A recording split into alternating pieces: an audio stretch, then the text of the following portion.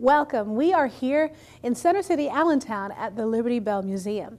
I'm Reverend Carrie E. Holmes, the chair of the Rising Sun Initiative, which has taken it as its goal and mission to celebrate and commemorate the contributions of outstanding African Americans here in Lehigh County and the city of Allentown during the 200th anniversary of Lehigh County and the 250th anniversary of the city of Allentown.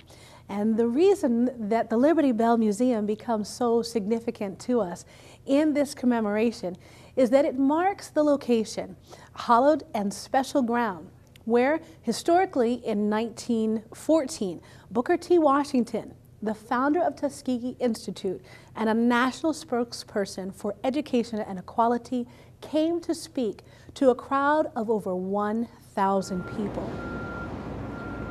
It was originally in 2005 when the idea of honoring the region's outstanding African American leaders was originally birthed into my heart.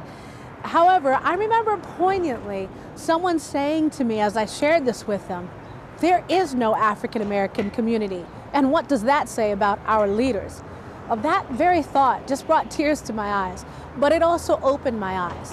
It opened my eyes to more of the truth that while there are some frustrations shared among us, there is most certainly an us. Now, here on the steps of Zion's Liberty Bell Church, as it's come to be known, where the Liberty Bell is just inside, we're reminded that the African American community and the community as a whole shares our hopes, our dreams, and our frustrations as a community. Yes, there's more to be done, but that does not mean that we cannot celebrate how far we have come. I've had some very interesting relationships with the neighboring community. As you know, that we're located immediately in the area next to the old traditional African American community, and I've heard stories of how our members and how people in that community interacted, how people lived next door and got to know each other, even though at certain times having friends and relationships of different races was not always acceptable. But somehow the people that I've talked to were very proud of the relationships they had in the communities next to them. Had an experience on several occasions to work with St. James AME Zion, working with the pastor in joint worship and having him visit here on various occasions. We have also had opportunities of working together in community ministry.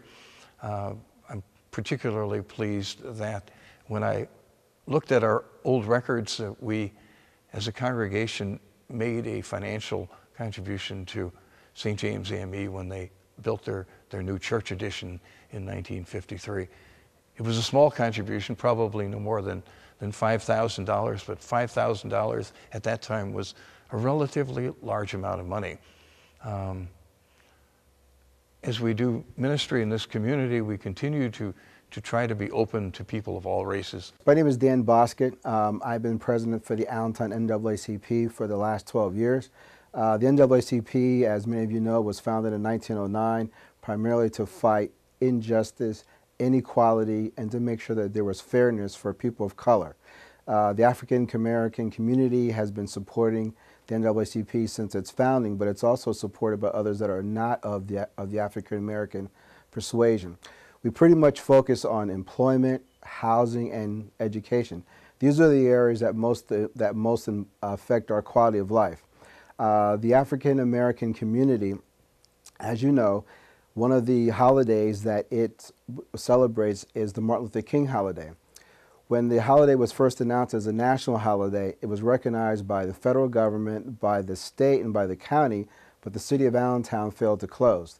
So the NAACP, along with the supporters from the community, marched on City Hall year after year, and finally, in the year 2001, we were able to get City Hall closed. But the achievements of the NAACP go beyond that. We've been able to work with the justice system to get people who've been acquitted of crimes that they were falsely charged with. We've been able to get advances in education. One of the things that we did was become part of the empowerment team when the school district was fighting to get off of the empowerment list. And the number of successes of the NAACP continues on. In particular, right now, we're focusing on youth because youth represents the next generation. So we want to make sure that our youth are successful in all that they do, particularly in education. So we invite you to join the NAACP and become a member. My father, as a mentor and guider, we all, as we come up, need somebody who mentors and guides them. There's nothing better than having your parent to be your foremost mentor and guider. My father showed at an early age that he thought that the education was important, but more so than that is the work ethic. My father worked long hours. He never asked for handouts, and that work ethic has been embodied in me personally.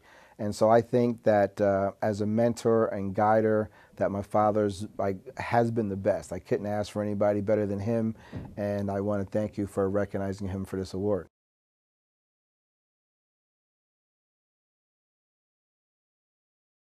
The reason for my success is I keep my hand in God's hand for a brighter future of helping people and giving back to the community. That's what it is all about, earning a living and giving back. Well, in my early life, at the age of 7 years of age, my older sister was our barber. Talking about 5, 6 boys. Under me was 3 or 4 boys, above me was 3 or 4 boys. And she had a pair of small scissors to cut the bigger guys' hair, get a neat job. Got down to us, the younger fellas, she had the big mule shears, the giant shears. And half the time she would clip our skins. So I became 10 years of age, shining shoes, saving my money, and saw a pair of clippers for $5. It was $2.50. And when I went to get those clippers, they were $5. I said to the hardware man, why $5? It was $2.50 last week. He said, well, you want them today, they're $5. So I bought them anyway. And I trimmed hair all through the neighborhood. I became 12 years of age. I was getting real good. I also went uptown on Saturdays and peeped through the window at the professionals to pick up ideas and go back home and institute it on Sunday morning after church. I've always gone to church. That's what instituted. I went to military for 2 years with those same clippers, and I added electric clippers to my box. For 2 years, I became military barber. When I got discharged, another fellow from Indiana said, Bonstead, you be a professional barber, you got to go to school and learn anatomy and physiology. So I did that in the Philadelphia Barber School and Allentown School of Cosmetology. I taught classes there. Not classes, but shows. I went to cosmetology, Apex College of Cosmetology in '55. I obtained all of my credentials for the state of Pennsylvania, and some friend was going to school with me said, you should move to Bethlehem to open a barber shop. You can cut any kind of hair. And I journeyed to Bethlehem 3 times, cutting hair in a lady's house by the name of Mrs. Fisher. In her kitchen for every every Thursday and Friday for 2 years. Then I came up one day on Sunday, I found this barbershop. And I've been here ever since. I got started 1956 on 215 South 5th Street with a 2-chair barber salon for 2 years, and it became an 8-chair unisex salon with 4 barber chairs and 3 cosmetology booths. I've taught over 150 students, barbers and barberettes. I would say 10% of that 150, or maybe 15% would be barberettes.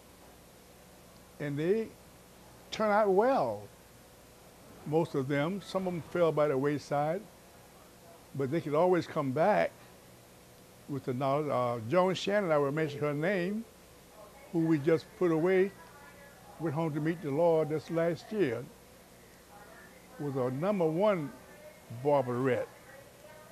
And I had one lady from Pottsville named Mrs. Blackwell was another one. And so on. Training barberettes was very easy at the time when I was much younger than I am today. I teach barbering over at the Academy in Easton, owned and operated by a young lady from some parts of New Jersey. She contacted me through another individual for a teacher's license, and I helped her to get going this February 2012. Got a license through the state, and she hired me as one of her instructors in the barber school, which my first week was the 22nd of October, the kickoff drive for the class. And I had 7 students. And I'm promising her 5 hours a day, 3 days a week.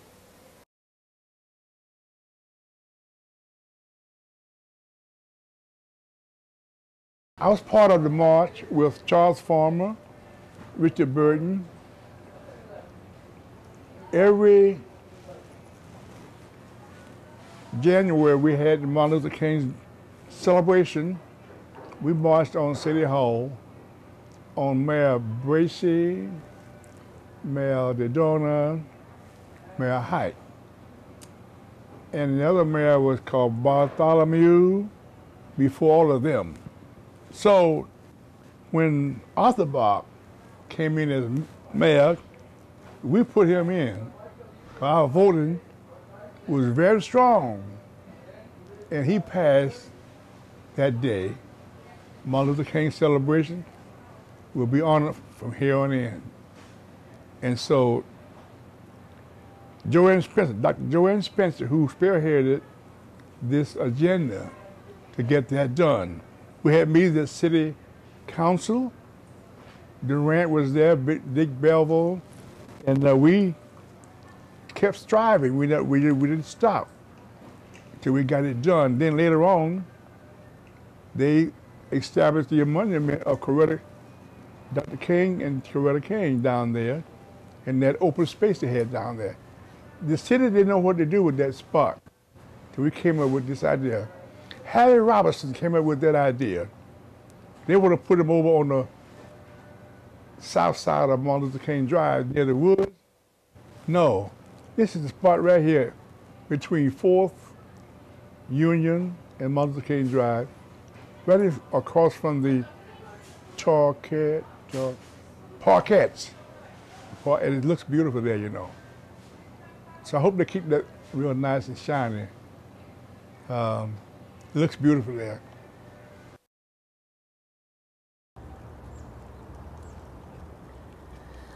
The most outstanding African American leaders in our community have allowed us to continue with a sense of community, regardless of the struggle to maintain it. They bring dignity to our past and hope to our present and our presence here in Lehigh County. These African American leaders show leaders everywhere how to maintain a sense of community for all people.